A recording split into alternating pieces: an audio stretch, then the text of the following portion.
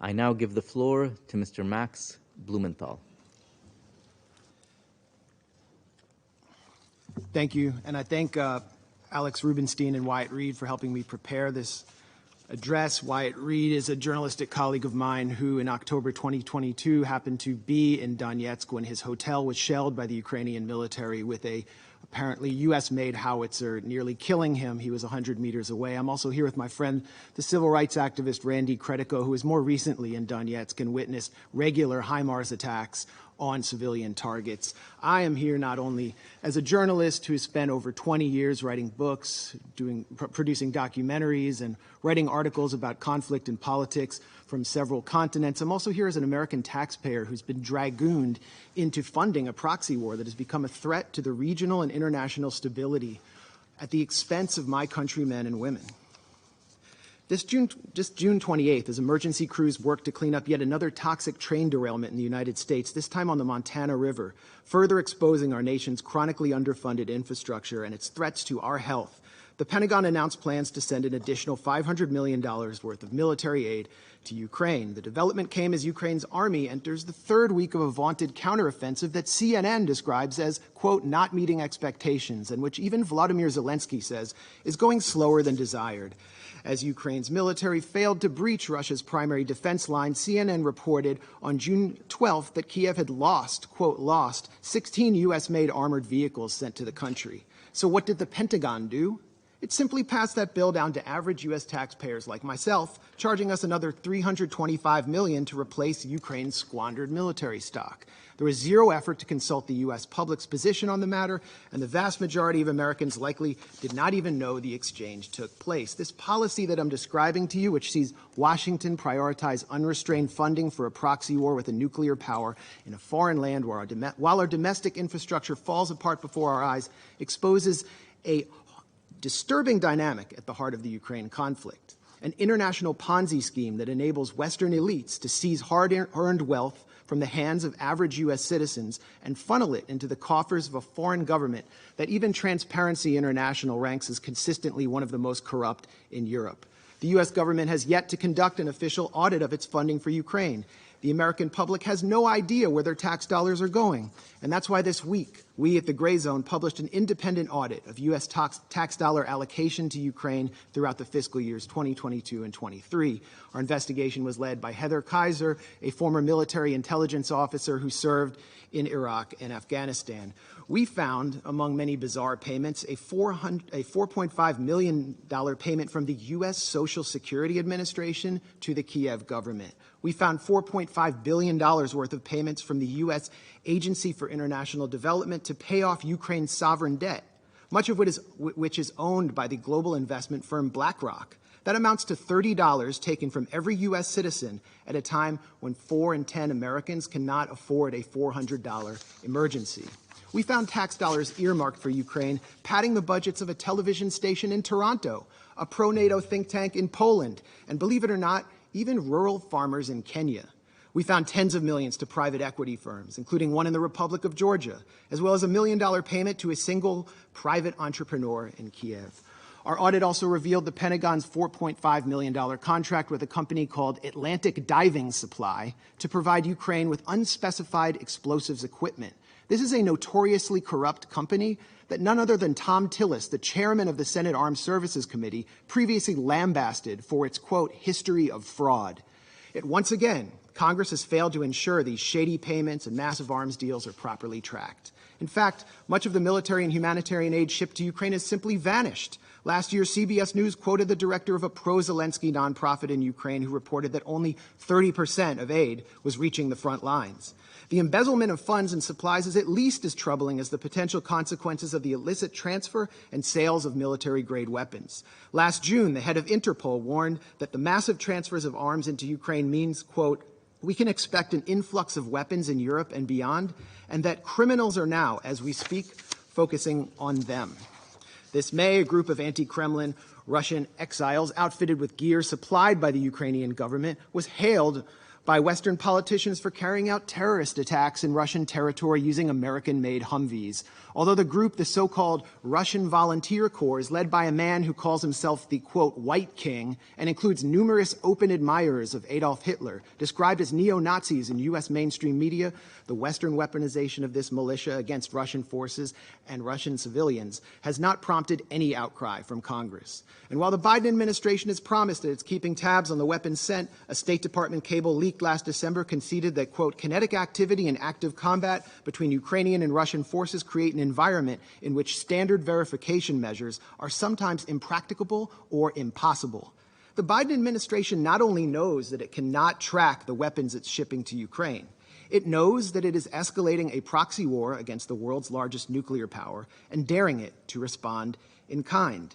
We know this because back in 2014, and this timeline is so important, that's when NATO Secretary General Jens Stoltenberg said that the war started following a U.S.-backed coup d'etat. President Barack Obama rejected demands from Kiev to send lethal offensive weaponry because, as the Wall Street Journal put it, he had a, quote, long-standing concern that arming Ukraine would provoke Moscow into further escalation that would drag Washington into a proxy war. When Donald Trump entered office in 2017, he attempted to hold the line on Barack Obama's policy, but was soon branded a Russian puppet by the Beltway press corps and the Democratic Party for refusing to send Raytheon's Javelin missiles to the Ukrainian military. His reluctance to send the Javelins became a central theme of his impeachment, and he predictably relented. As U.S.-made offensive weaponry began to reach the front lines of the Donbass, the collective West exploited the Minsk Accords to, quote, give Ukraine time to arm up, as the former German Chancellor Angela Merkel put it.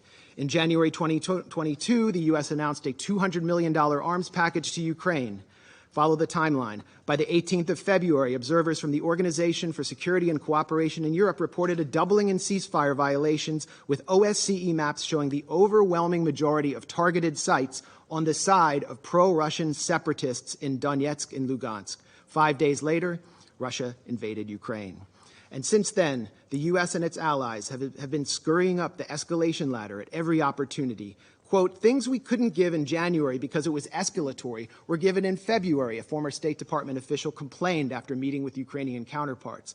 And things we couldn't give in February, we can in April. That has been the distinct pattern, starting with, for crying out loud, Stingers, referring to shoulder-mounted rockets. Joe Biden himself said in March 2022, the idea that we're going to send in offensive equipment and have planes and tanks, don't kid yourself. No matter what you all say, that's called World War III. Just over a year later, Biden changed his tune, backing a plan to provide F-16 fighter jets to Ukraine, and after pressuring Germany to send in the tanks he once feared would provoke World War III. It would only take 2 months from the time Ukraine received HIMARS, Lockheed-made HIMARS systems for the U.S. for the Ukrainian military to begin targeting critical infrastructure, using them to strike the Antonovsky Bridge over the Dnipro River, and again 2 months later in a test strike on the Kakhovka Dam to see if the Dnipro's water could be raised enough to stymie Russian crossings, as the Washington Post reported. 3 weeks ago, the Kakhovka Dam was destroyed, triggering a major environmental catastrophe that caused mass flooding and contamination of the local water supply. Ukraine, of course, blames Russia for this attack, but has produced no evidence. Around this time, Ukraine also baselessly accused Russia of planning a provocation at the Zaporozhye nuclear plant. This triggered a resolution by Senators Lindsey Graham and Richard Blumenthal, no relation to me, calling for NATO to intervene directly in Ukraine and attack Russia if such an incident occurred. The move by Blumenthal and Graham thus established a de facto red line for initiating U.S. military action, much like the one set down in Syria, which, as a former U.S. diplomat commented to journalist Charles Glass, was an open invitation to a false flag. Will we see another Duma deception, but this time in Zaporozhye? This time with nuclear consequences? Why are we doing this? Why are we tempting nuclear annihilation by flooding Ukraine with advanced weapons and sabotaging negotiations at every turn?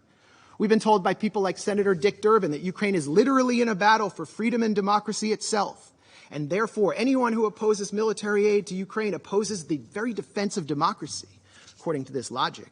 So where's the democracy in Vladimir Zelensky's decision to ban opposition parties, to criminalize the media outlets of his legitimate political opponents, to jail his top political rival and his deputies, to raid Orthodox churches and jail clergymen?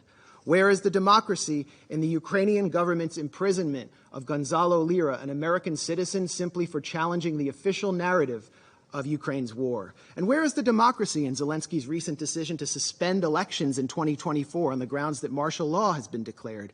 The answer is that Ukrainian democracy is harder to find these days than that country's commander-in-chief, Valery Zaluzhny.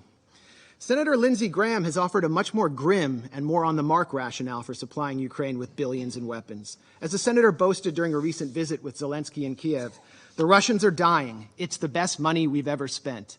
I repeat, the Russians are dying. It's the best money we've ever spent. And Graham has also said that Americans are ready to fight this war down to the last Ukrainian. While official casualty numbers are strictly classified, we must worry that Ukraine is well on its way to fulfilling the senator's ghoulish fantasies.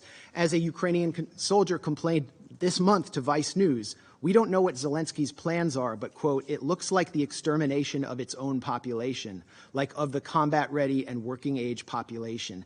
That's it.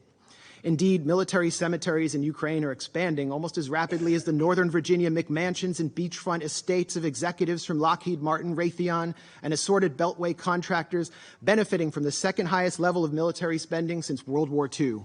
These are the real winners of the Ukraine proxy war, not average Ukrainians or Americans or Russians, the winners, or Europeans for that matter. The winners are people like Secretary of State Tony Blinken, who spent his time between the Obama and Biden administrations launching a consulting firm called West Exec Advisors, which secured lucrative government contracts for intelligence firms and the arms industry.